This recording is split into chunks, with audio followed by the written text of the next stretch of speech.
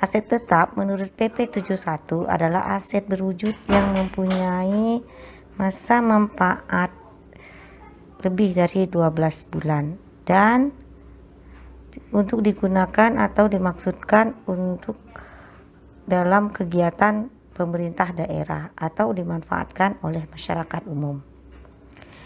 Adapun klasifikasi aset tetap di pemerintah daerah ada 6, yaitu yang pertama tanah, yang kedua peralatan dan mesin, yang ketiga gedung dan bangunan, yang keempat jalan, irigasi dan jaringan, kelima aset tetap lainnya, dan yang keenam konstruksi dalam pengerjaan. Pengakuan aset tetap. Aset diakui sebagai aset tetap apabila mempunyai karakteristik sebagai berikut. Yang pertama berwujud, yang kedua umur masa manfaatnya lebih dari 12 tahun, tidak dimaksudkan untuk dijual, nilai harga perolehannya dapat diukur secara andal, dimaksudkan untuk digunakan dalam operasional perusahaan Pemda, kemudian memenuhi batasan minimal kapitalisasi aset dan merupakan objek pemeliharaan aset. Jadi inilah ketujuh kriteria karakteristik dari aset tetap. Kita lihat pengakuan aset tetap. Contoh, 1 Juni Dinas Pendidikan melakukan pembelian 5 unit mesin fotokopi seharga 10.500.000 per unit. Untuk pengadaan mesin ini ada honorarium panitia sebesar 500.000 dan honorium pemeriksa barang sebesar 300.000. Berapa nilai aset tetap yang dapat diukur secara andal adalah sebesar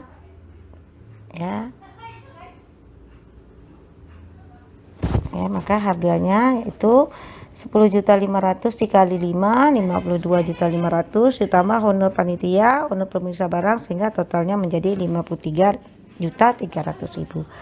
Kita jurnal untuk LO-nya peralatan dan mesin 53.300.000, RK PPKD 53.300.000. Untuk LRA-nya belanja peralatan modal dan mesin 53.300.000 dan perubahan sal 53.300.000. Yang keempat, pengukuran aset tetap. Pengukuran aset tetap, harga perolehan aset tetap itu dinilai dengan dua. Yang pertama sebesar biaya perolehan. Biaya perolehan di sini termasuk harga beli, ongkos angkut, kemudian honor pemeriksa, honor pengadaan barang, itu semua dijumlahkan menjadi harga perolehan. Kalau dia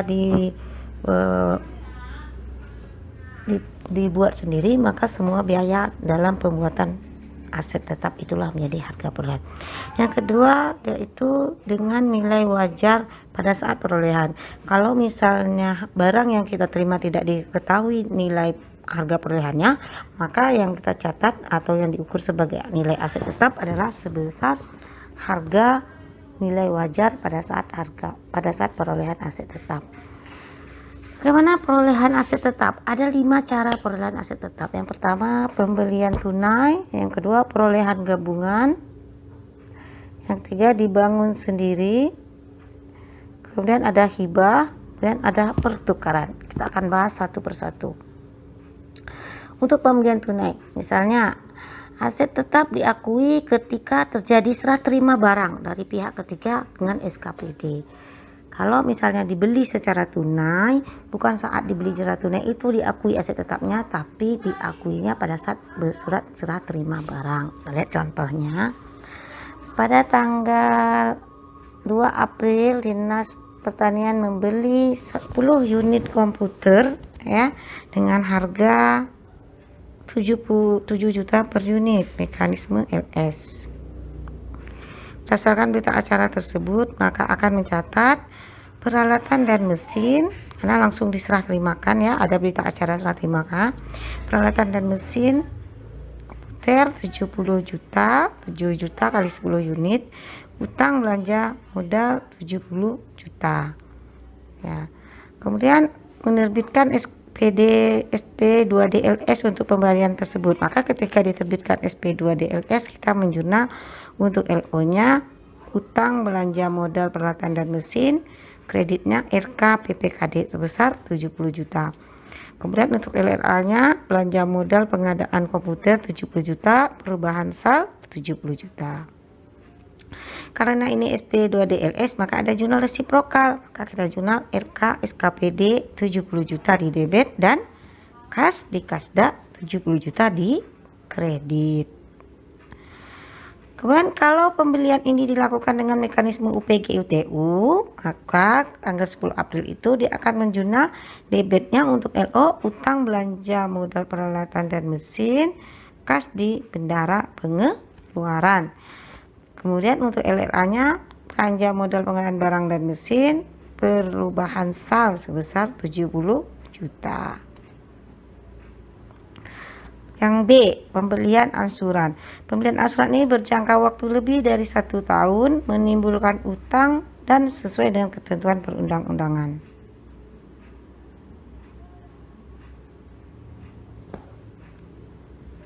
Ya tadi angsuran ya. Oke. Contohnya 2 Januari pemerintah provinsi membeli gedung perkantoran kepada perusahaan swasta dengan nilai 7,5 miliar, termasuk 2,5 miliarnya tanah. Maka dia akan mengansur sebanyak 3 bulan selama 2 tahun ya, mengansur setiap 3 bulanan selama 2 tahun dengan uang muka 3 miliar. Maka kita akan catat ya, kasus ini pengakuan gedung dan bangunannya juga pengakuan utang ya. Dilakukan pada saat penandatangan perjanjian dengan hak penyerahan hak pakai dan pembayaran uang muka karena gedung tersebut langsung dapat dipakai. Maka kita akui gedung dan bangunannya 5 miliar, tanahnya 2,5 miliar. Uang muka yang dibayarkan 3 miliar, maka kas di kasda kredit 3 miliar, sisanya adalah utang 7,5 miliar dikurangi 3 miliar, 4,5 miliar. Untuk jurnal LLA-nya adalah kita mengakui belanja uang muka, maka kita catat belanja modal pengadaan gedung 3 miliar, perubahan SAL 3 miliar. Sekarang perolehan gabungan. Nah, bagaimana dengan perolehan gabungan? Biaya perolehannya adalah mengalokasikan harga gabungan tersebut berdasarkan perbandingan nilai wajar dari masing-masing aset yang bersangkutan. Contoh, Dinas Pendidikan membeli secara gabungan sebidang tanah beserta gedung yang ada di atasnya. Biayanya sebesar 2,7 miliar. Berita acara tersebut diserah terimakan tertanggal 7 September. Nilai wajar dari tanah adalah 1,5 miliar. Sementara gedung setipe itu punya nilai wajar 3 miliar. Jadi kita memiliki nilai wajar untuk tanah dan gedung. Sekarang kita hitung berapa harga perolehan tanah dan gedung dari biaya perolehan gabungan yang 2,7 miliar ya. Kita lihat tanah harga pasarnya 1,5 miliar. Maka untuk nilai perolehannya alokasinya adalah 1,5 gedung 3 miliar, total jadi 4,5 miliar. Maka untuk menghitung harga perolehan tanah adalah ya 1,5 miliar nilai pasar tanah dibagi 4,5 miliar total nilai pasar dikali total nilai perolehan, maka dapat 900 juta. 1,5 miliar dibagi 4,5 miliar dikali 2,7 miliar. Untuk gedung 3 miliar dibagi 4,5 miliar dikali 2,7 miliar, dapatnya 1.800.000. Maka alokasi untuk harga perolehan tanah 900 juta, alokasi harga perolehan gedung 1.800.000, totalnya 2,7 miliar. Kita jurnal. Tanah 900 juta debit, bangunan dan gedung 1.800.000 kredit debit. Kemudian untuk utang belanja modal tanah 900.000 kredit, utang belanja modal gedung dan bangunan 1,8 miliar di kredit. Sekarang pada tanggal kita ulangi ya. Oke. Jadi berdasarkan hitungan di atas maka kita akan menjurnal tanah untuk bangunan 900 juta debit, bangunan 1,8 miliar debit. Kreditnya utang belanja modal 900 juta kredit, Utang belanja modal gedung dan bangunan 1,8 miliar di kredit. Pada tanggal 15 September diterbitkan SP2 DLS untuk pembayaran pembelian gedung dan tanah tersebut. Maka kita menjurnal jurnal LO-nya. Utang belanja modal tanah 900 juta, utang belanja modal gedung 1,8 miliar, RK PPKD 2,7 miliar. Untuk LRA-nya belanja modal pengadaan tanah 900 juta, belanja modal pengadaan bangunan 1,8 miliar, dan perubahan sal 2,7 miliar. Resiprokal. Nah, LS maka kita resiprokal, RK SKPD, kas di kasda sama sebesar 1,8 miliar ya. Sekarang kalau dibangun sendiri ketika terjadi perpindahan hak kepemilikan atau penguasaan secara hukum yang dibuktikan dengan didukung oleh bukti secara hukum ya. Apabila konstruksi aset tetap dilakukan dengan swakelola, seluruh biaya langsung dan tidak langsung yang dikeluarkan sampai KDP tersebut siap digunakan. Kalau dia adalah KDP, maka sampai KDP tersebut siap digunakan baru dia menjadi aset tetap ya. Biaya konstruksi secara swakelola diukur berdasarkan jumlah uang yang telah dibayarkan dan tidak memperhitungkan jumlah uang yang masih diperlukan untuk penyelesaian. Misalnya nih, kalau sudah dibayarkannya baru 30%, maka nilai KDP-nya sebesar 30% ya. Kita lihat contoh Bina Marga membangun sebuah gedung. Ini biaya-biayanya ada biaya tenaga kerja, biaya bahan baku ya, biaya perencanaan, biaya konsultan, biaya pelengkapan dan lain-lain. Totalnya 557. Pada 15 Desember pekerjaan telah selesai. Berdasarkan bukti, maka kita akan mencatat gedung dan bangunan di debit sebesar 557 juta, konstruksi dalam pengerjaan sebesar 557 juta. Oke, kita lihat contoh yang berikutnya. LIPA Bina Marga menganggarkan membangun gedung dalam 12 kurun waktu 2 tahun. Ini biaya-biayanya ya, biaya perencanaan, biaya konstruksi dan seterusnya.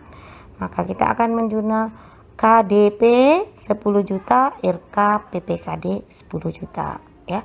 Karena pada tanggal itu dia membayar biayanya sebesar 10 juta. Maka yang kita jurnal adalah 10 juta. Kan sebesar nilai yang dibayarkan, bukan sebesar yang akan dibayarkan. Maka resiprokalnya RK SKPD kas di kasda 10 juta. Sekarang untuk yang keempat, perolehan dari hibah. Perolehan dari hibah ini dicatat sebesar nilai wajar pada saat perolehan dan diakui sebagai pendapatan operasional ya. Karena kan hibah nih. Nah, dianggap sebagai pendapatan operasional. Misalnya nih, pada tanggal 16 September perusahaan swasta menghibahkan gedung yang dimilikinya sebesar 80 juta. Untuk itu tanpa persyaratan apapun, kita akan mencatat ya, karena akan mencatat jurnalnya gedung debit 80 juta, kreditnya pendapatan hibah dari lembaga swasta LO 80 juta. Jadi aset yang diperoleh dari hibah itu dianggap asetnya diakui sebagai aset, tapi kreditnya adalah pendapatan hibah karena tidak ada uang yang kita keluarkan untuk membeli gedung. Sekarang kita lihat pertukaran aset yang kelima. Pertukaran aset tetap itu ada dua, yaitu pertukaran sejenis dan pertukaran tidak sejenis. Nah, kita lihat apa yang dimaksud dengan pertukaran sejenis, yaitu apabila diukur berdasarkan nilai wajar aset yang diperoleh atau nilai ekivalen atas nilai tercatat yang dilepas telah disesuaikan dengan jumlah setiap kas atau setara kas atau kewajiban lain yang ditransfer atau diserahkan. Nah, lihat contohnya ya. Pada tanggal 4 Maret permintaan menukarkan gedung kantor dengan tanah milik pemerintah daerah. Gedung tersebut harga perolehannya 2 miliar, akumulasinya 1,5 miliar. Nilai pasar gedung 500 juta. Nilai tanah milik pemerintah desa adalah 700 juta. Apa jurnal yang kita buat? ini jurnalnya. Tanah 700 juta ya, di debit ya. Kemudian akumulasi depresiasi yang dilepaskan adalah gedung. Gedung tadi akumulasi depresiasinya adalah sebesar 1,5 miliar. Kita catat 1,5 miliar ya. Kemudian gedung yang dikeluarkan di kredit. Berapa nilai gedung yang dikeluarkan? Nilai gedung yang dikeluarkan adalah nilai perolehan gedung 2 miliar. Kita catat di kredit gedung 2 miliar. Kemudian ada surplus pertukaran. Tanah yang kita dapat itu 700 juta ditambah akumulasi 1,5 miliar, jadinya 2,2 miliar. Sedangkan gedung kantor yang kita keluarkan adalah 2 miliar, sehingga ada surplus pertukaran 200 juta. Ini untuk jurnal LO-nya. Ya. Kita lihat contoh. Pada tanggal 4 Maret, pemerintah Kabupaten A menukarkan gedung ya milik kantornya dengan Pemda. Itu nilai gedungnya adalah 2 miliar. Akumulasi 1,5 miliar. Nilai pasar gedungnya 500 juta. Ditukar dengan tanah milik Pemda 700 juta. Maka apa yang kita jurnal ya? Kita terima tanah yang nilainya 700 juta. Kemudian kita keluarkan akumulasi gedung 1,5 miliar. Kemudian kita keluarkan gedung kantor 2 miliar ya, sebesar nilai buku ya. Kemudian ada surplusnya sebesar 200 juta ya. Ada selisih, itulah disebut dengan surplus. Pertukaran sejenis itu yang dimaksud pertukaran sejenis apabila tidak ada keuntungan atau kerugian yang diakui dalam pertukarannya sejenis. Kalau tadi kan antara gedung dengan tanah tidak sejenis. Kemudian biaya aset baru yang diperoleh dicatat sebesar nilai tercatat atas aset yang terlepas. Jika dalam transaksi pertukaran melibatkan, maka diakui sebagai pertukaran tidak sejenis. Kalau ada melibatkan kas, itu dianggap sebagai pertukaran tidak sejenis ya. Contoh, pada tanggal 2 April pemerintah Kabupaten A menukarkan gedung lama dengan gedung baru ya, dengan nilai harga perolehan gedung lama 2 miliar dan akumulasinya 1,5 miliar. Gedung baru harganya 800 juta. Kita catat gedung baru yang diterima 800 ya, gedung baru yang diterima ya, berapa sini, kita lihat dulu. Gedung akumulasi depresiasi gedung 1,5 miliar, kemudian gedung lama 2 miliar, harga pasar gedung lama itu adalah 500 juta. Maka gedung baru yang dicatat adalah sebesar 500 juta, bukan sebesar 800 juta ya. Karena kita lihat slide sebelumnya, biaya aset yang baru dicatat sebesar nilai tercatat aset yang dilepas. Jadi nilai buku aset yang dilepas adalah 500 juta. Maka gedung baru yang kita terima nilainya adalah 500 juta. Walaupun nilai pasarnya 800 juta ya. Karena tidak ada surplus di pertukaran sejenis. Yang keenam, kontrak konstruksi.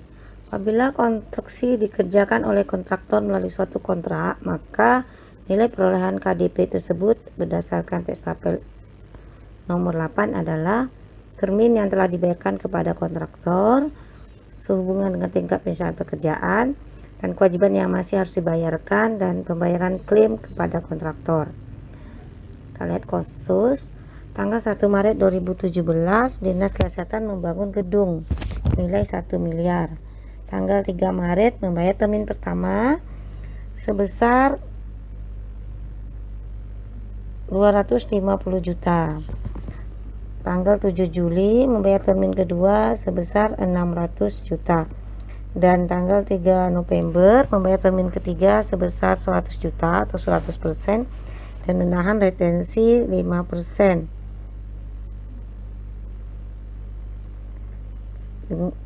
Kemudian yang keempat, serah terima dilakukan pada akhir periode pada akhir tanggal 4 Februari. Kita lihat jurnal untuk termin pertama. Kita akan mencatat KDP di debit RKPPKD sebesar 250 juta. Tadi membayar per termin pertama kan 250 juta untuk LO-nya. Kalau untuk LRA-nya belanja modal dan perubahan sal 250 juta. Karena pakai LS maka ada resiprokal, RKSKPD dan kas di Kasda. Untuk termin kedua tanggal 7 Juli KDP 600 juta, RKPPKD 600 juta. LRA-nya belanja modal dan perubahan sal 600 juta. Ada resiprokal juga, RKSKPD dan kas di Kasda 600 juta. Untuk termin ketiga tanggal 1 November sudah 100% ya. KTP 100 juta, RKPPKD 100 juta. Kemudian untuk LRA-nya belanja modal 100 juta, perubahan sal 100 juta. Resiprokalnya RKSKPD 100 juta, kas di Kasda 100 juta. Jadi sama ya jurnalnya termin 1, termin 2, termin 3. Sehingga total KDP itu sudah menjadi 1 miliar. Kemudian mencatat retensi, ada KDP 50 juta, utang retensi 50 juta. Pengakuan gedung dan bangunan 1 miliar, kreditnya KDP 1 miliar ya, total dari KDP. Dan berita acara ditemukan acara serah terima kedua dan pembayaran retensi. Maka untuk jurnal LO nya kita mencatat utang retensi RKPPKD 50 juta, LRA nya belanja modal perubahan sal 50 juta, resiprokal RKSKPD kas di Kasda 50 juta. Pengeluaran setelah perolehan, ada pengeluaran pendapatan, yaitu jika memiliki nilai di bawah standar minimum kapitalisasi dan ini akan diakui sebagai beban, dilaporkan dalam laporan operasional. Contohnya beban pemeliharaan aset, beban depresiasi. Tanggal 1 Agustus SKPD melakukan pengecatan gedung, mengeluarkan biaya sejumlah 10 juta. Maka atas pengeluaran ini diterbitkan SP2DGU, maka dia akan mencatat jurnal LO nya beban pemeliharaan gedung, kas di bendara pengeluaran karena GU ya. Kemudian untuk LRA nya belanja barang dan jasa perubahan sal. Kemudian yang kedua pengeluaran modal, ini apabila memiliki nilai yang melebihi satuan minimum kapitalisasi aset dan memiliki menambah manfaat ekonominya ya, dilaporkan dalam laporan LO dan neraca. Contoh 12 Oktober Dinas Perhubungan merenovasi aset tetapnya dengan mengeluarkan biaya 600 juta ya, menggunakan metode LS. Diharapkan masa manfaatnya bertambah dari 10 tahun menjadi 15 tahun dan biaya ini melebihi nilai minimum kapitalisasi. Atas transaksi ini maka dicatatlah jurnal LRA nya belanja modal 600 juta, perubahan sal 600 juta di kredit. Untuk LO nya gedung dan bangunan 600 juta, RKPPKD 600 juta. Karena dia LS maka ada resiprokalnya, RKSKPD DDB 600 juta, kas di Kasda di kredit 600 juta. Penyusutan aset tetap, yaitu alokasi yang sistematis atas nilai suatu aset tetap yang dapat disusutkan selama masa manfaat. Diakui sebagai pengurang nilai tercatat aset tetap dalam neraca dan beban penyusutan dalam laporan operasional. Menurut PP 71 ada metode garis lurus, metode saldo menurun ganda, dan metode unit produksi. Kalau menurut Permendagri adalah metode garis lurus dengan nilai residu 0. Jadi Anda menggunakan metode garis lurus saja dan nilai residu 0 untuk penyusutan aset tetapnya. Contohnya KPD memiliki aset tetap peralatan dan mesin berupa 10 unit aset yang dibeli 2 April dengan total harga 70 juta. Umur ekonomis 5 tahun tanpa nilai residu. Penyusutan dihitung per bulan ya kebijakannya. Jurnal penyusutan tanggal 31 Desember adalah kita hitung nih Penyusutan per tahunnya 70 juta dibagi 5, berarti 14 juta per tahun. Penyusutan 31 Desember karena 9 bulan dari 2 April sampai Desember, maka 9 kali per 12 kali 14 juta sama dengan 10 juta 500. Jurnalnya jurnal LO dan neraca saja, tidak ada jurnal LRA, yaitu beban penyusutan, akumulasi penyusutan. Yang kedelapan yaitu penghentian penggunaan dan pelepasan aset tetap. PSAP 7 menyatakan bahwa aset tetap yang dihentikan dari penggunaan aktif pemerintah tidak memenuhi lagi definisi aset tetap dan harus dipindahkan ke pos sesuai dengan nilai tercatatnya. Pada saat dokumen